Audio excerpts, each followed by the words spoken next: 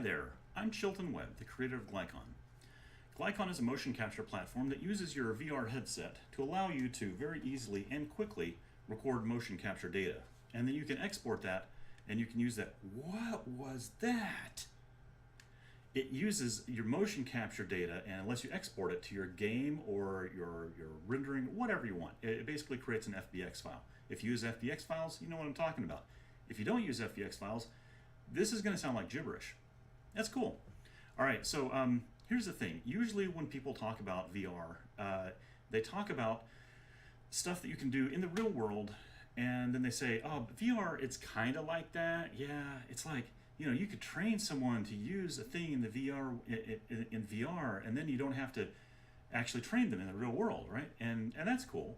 But most of the examples that people give you for VR are things like, here's a thing that we already have the ability to do, and then here's the way we'll do it in VR. And the VR way, maybe it makes it a little easier or something like that.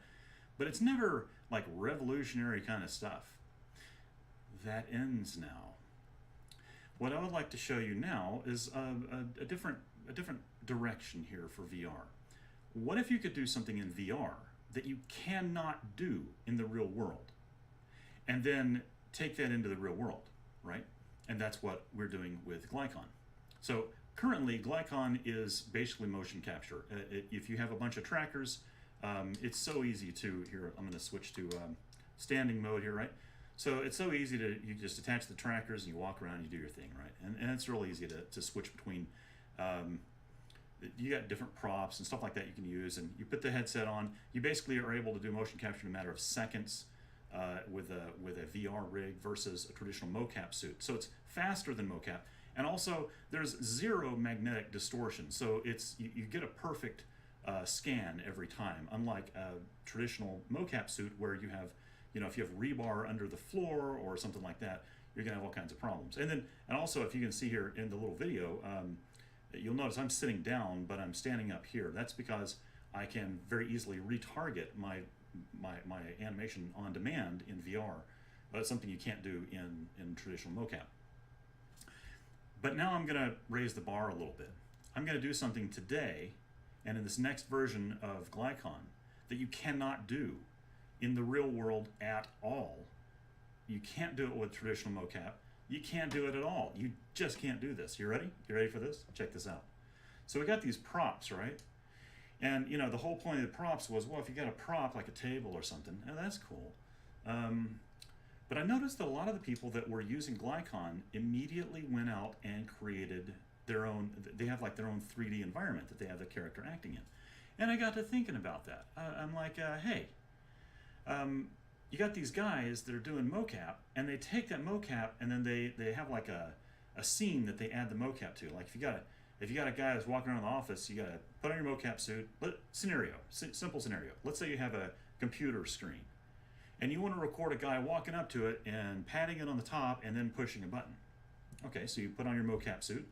You tell the actor, this fuzzy thing here in the real world, you got to walk up to it and pat it on the top and do all this stuff. All right. Great, so he does that. But then afterwards, you have to go in and manually reposition your 3D object to match the real world object. That's a pain in the ass, right?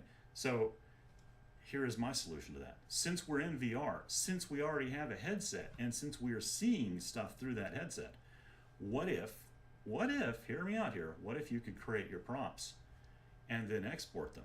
Well, what if, more than just having props you can export, what if you could create props like this? What if you could just say, oh, well, right here, I want, right here in front of me, I want to have a little desk area here. I'm just gonna draw out a little desk area. This is what I want right here. And this is gonna be my keyboard. Actually, my keyboard will be a little shorter. I'm just gonna block this out. This will be my keyboard. And then right here is gonna be a touch screen. Ooh, I'm outside my range there. Let's do that. Okay. So see, I'm sitting at my desk while I'm doing all this stuff, and you have to understand that I've got these the Oculus cameras pointed at me here. If I was using a Vive, you know, with a room scale tracking, it would have a little different tracking setup. But one of the things is, I'm doing all this while I'm at my desk. I'm not standing up. I don't have a giant room that I'm working at, that I'm doing all this stuff in. this is my desk, like this area right here is what I have to work with. And here I've created my little computer. So now, if I go into to the record mode, and I can go in here and go, oh, let's type something on the computer. Oh, do you see this here? This is really bad. Oh, a virus. Damn you, computer, right? And then when I export this, I'm gonna get rid of this so I can see my face. When I export this, it exports this too.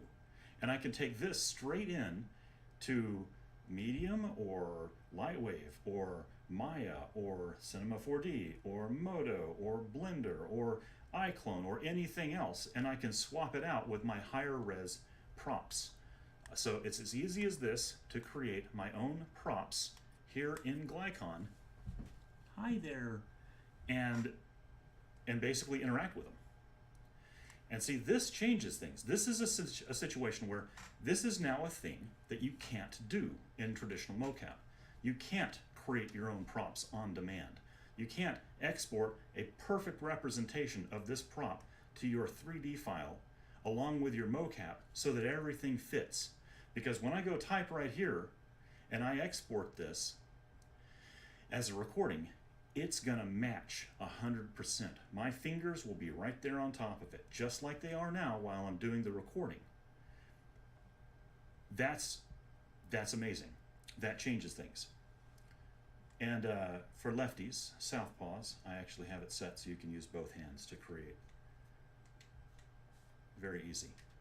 And the whole point here is I wanted to create a system that allows you to very easily create a world and interact with it and export the whole damn thing. So then you can go you can swap out the body with your own higher res mesh, and you can swap out all these props that you make with your own high res meshes. Make sense? That's it. This is coming in the next version of Glycon. Almost ready now. I will be in touch with all the existing users as soon as it's ready.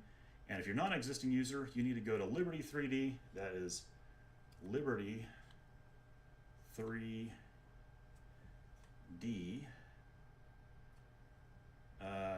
dot, oh god, it'll be in the description.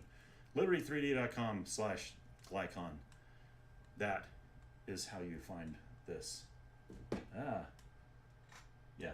So I am very interested in your feedback. I would like to know what you think. I want to know what your criticisms are. I want to know if you think I'm crazy.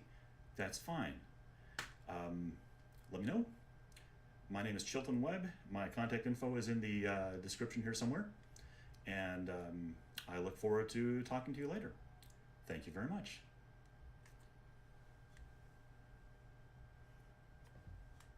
Bye.